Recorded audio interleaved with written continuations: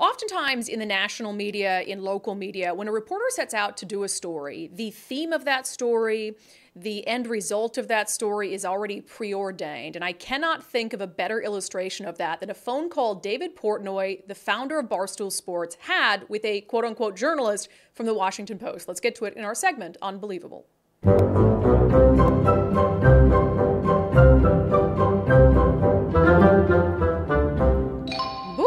So I'm not going to start the segment by pretending that David Portnoy has never said anything controversial. I frankly don't follow the guy a whole lot. I'm not a big sports fan. He's the founder of Barstool Sports, so there's a lot of his content that just isn't of interest to me. But I clearly know who he is. I know that people will often talk about how controversial he is, but whenever I hear that, I'm like, well, I don't know what they're referring to, so I'm not going to make a judgment about a human being based on what some other people say about him, because I also know what it's like to be misunderstood, to have people say things about me, and then to have that be what forms other people's opinions of me. But anyway, so one thing I do know about David Portnoy is that during the pandemic, he saved a lot of small restaurants from going under. He raised millions of dollars because he has this segment that he does where he he visits these small pizzerias across the country and he rates their pizza. He does like I think it's called like the One Bite Challenge, and you might see his pizzas that are based off that at the grocery store. But anyway, so he said, okay, we do this stuff with pizzerias, so let's try to help out these really struggling businesses during the pandemic. And he did a lot of good. And I know that about him. And it's something he deserves a lot of credit for. So anyway, he's putting on this Pizza Fest thing that has a lot of sponsors. And he got word from some of these sponsors that a Washington Post journalist was sniffing around, was emailing sponsors and essentially asking them why they were going to affiliate themselves with this event and with Dave Portnoy. So what did Dave Portnoy do? Because he hadn't gotten a call from the Washington Post yet. They're apparently doing a story on him and his event, and no one from the Post had called him. They're emailing his sponsors. And so David Portnoy gets on the phone, calls this journalist with the Washington Post, tells her at the onset, hey, I'm recording you, and proceeds to have a conversation with her about what exactly she's trying to get to in this story and in this reporting. Here's part of that conversation. We have this Pizza Fest happening on Saturday, and you're reaching out to our advertisers, and you're basically sending an email that says, to the effect, Dave's a misogynist, racist. Do you want to defend yourselves advertising at this event, right? I'm sorry, what's your name, Dave? I'm sorry, who are you? I'm the guy you're writing the article about, Dave Portnoy. Oh, you're Dave Portnoy. Oh, hey, how are you? Good. Good. No, I'm not. I haven't said anything like that. I can read if you want. If you want, I can read what you actually sent. I have it. Yeah, read, because I sent a bunch of notes, so I want to make sure I know which one. Okay.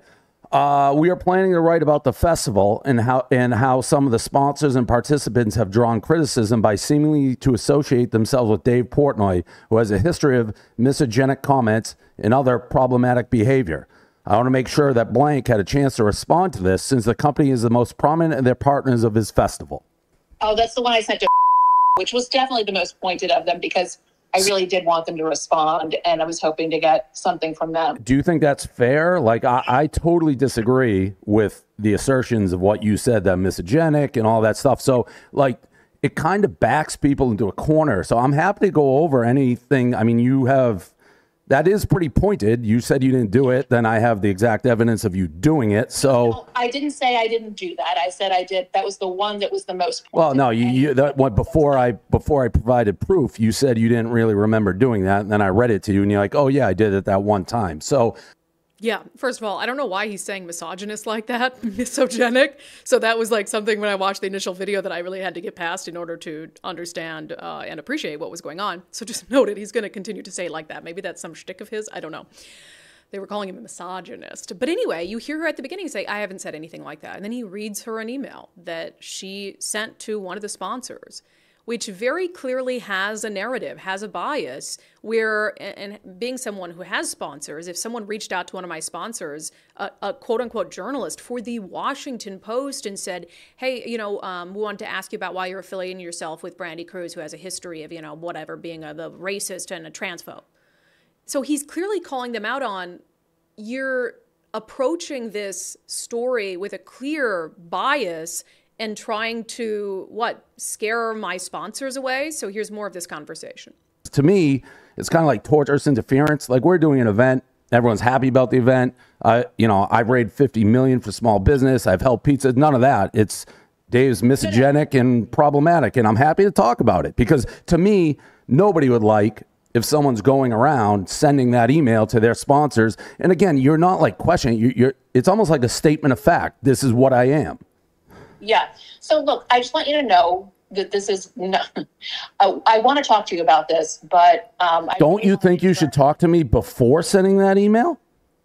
What I wanted to do is I wanted to talk to you when we were to have some specific questions for you. And so I wanted to kind of have the full idea of what That's not a full idea. Like anybody who's rationally reading that email being sent to an advertiser would have to be like, this is a hit piece and you have your mind made up. Why else would you put... No, you call me in the intro. I'll say it again. Dave Portnoy has a history of misogenic comments and other problematic behavior.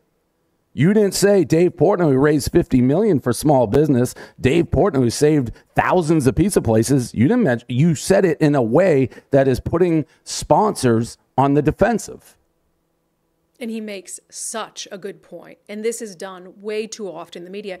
The way he says you could have framed it, this email, I also don't think that that's a very journalistic way to frame it, to email them and say, hey, Dave Portnoy has done nothing but good stuff. He's raised all this money and saved all these businesses. You must be really proud to be a sponsor. That's just kind of a different page out of the same book. But you can see how both of those, emails are rooted in bias. So instead of including anything positive that Dave Portnoy has done, she makes the statement. It's a statement. He's misogynistic. He's made problematic statements in the past. Clearly her opinion. A journalistic email, if she wants to do a story on this event, and I hate that I have to give journalistic advice to a journalist for the Washington Post, would be, hey, we're doing a story on this pizza fest that David Portnoy is hosting. Can you tell me why you decided to sponsor the event? Simple. Allow them to explain to you why you've decided to sponsor the event. And then if there's follow-up questions about, hey, can I ask you about these past comments he made, then fine. But what he's trying to illustrate here, and I think this next clip, the final clip I'm going to play from this, illustrates it very well, is that you have a media outlet that already knows the story they want to write, and they're going around trying to gather information that will prop up the narrative that they have already decided on. Let's play this last clip. Have you made your mind up about me? We're in the reporting phase. I can't. Not for me to say, and I'm working with somebody else.